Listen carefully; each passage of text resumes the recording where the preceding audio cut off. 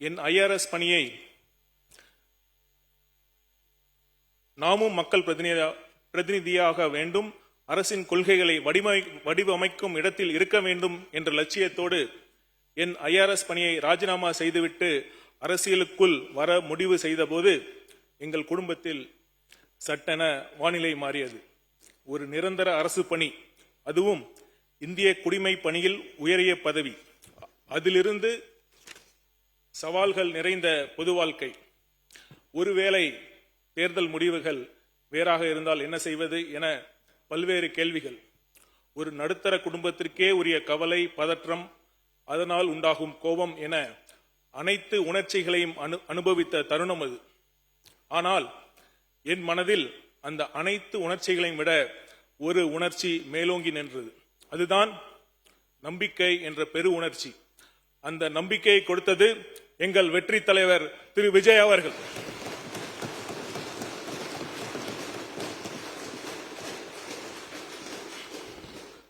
பலர் என்னிடம் கேட்டார்கள், எப்படி துணிச்சலாக ராஜினாமா செய்தீர்கள் என்று. அதற்கு பதில் ஒன்றே ஒன்றுதான், இவரை நம்பி ராஜினாமா செய்யாமல் வேறு யாரை நம்பி நான் ராஜினாமா செய்ய முடியும்?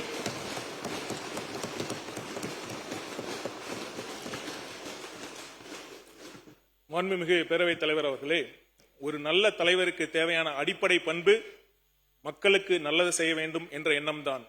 இன்டென்ஷன் மேட்டர்ஸ் என்று ஆங்கிலத்தில் குறிப்பிடுவார்கள். 2000 ஆண்டுகளுக்கு முன் கடலூர் மாய்ந்த இளம் பெருவழுதி பாடிய புகழ்மிக்க புறநானூற்று பாடல் வரிகளை நான் மேற்கோள் காட்ட விரும்புகிறேன். உண்டால் அம்ம இவ்வுலகம் இந்திரர் அமிழ்தம் ஏவதாயினும் இனிது என தம்மியர் உண்டலும் இளரே, தமக்கென முயலா நோன்தால் பிறர்க்கென முயலுனர் உண்மையானே. மாண்புமிகு பேரவைத் தலைவர் அவர்களே, தனக்கு கிடைப்பது சாவாமை தரும் அமிர்தமாகவே இருந்தாலும் அதை தான் மட்டும் உண்ணாமல், தமக்காக வாழாமல், பிறருக்காகவும் இந்த சமூகத்திற்காகவும் உழைக்கும் மாமனிதர்களால் தான் இந்த உலகம் இன்றளவும் நிலைத்து நிற்கிறது என்பதே இந்த பாடலின் பொருள். மாண்புமிகு பேரவைத் தலைவர் அவர்களே, இந்த புறநானூற்று பாடலுக்கு வாழும் இலக்கணமாக திகழ்ந்து கொண்டிருக்கிறார் நம் முதலமைச்சர் அவர்கள்.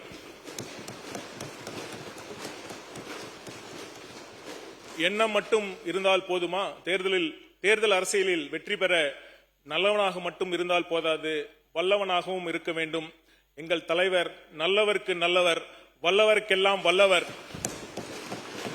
இவரை நம்பி ராஜினாமா செய்யாமல் வேறு யாரை நம்பி ராஜினாமா செய்ய முடியும்? பேரவைத் தலைவர் அவர்களே,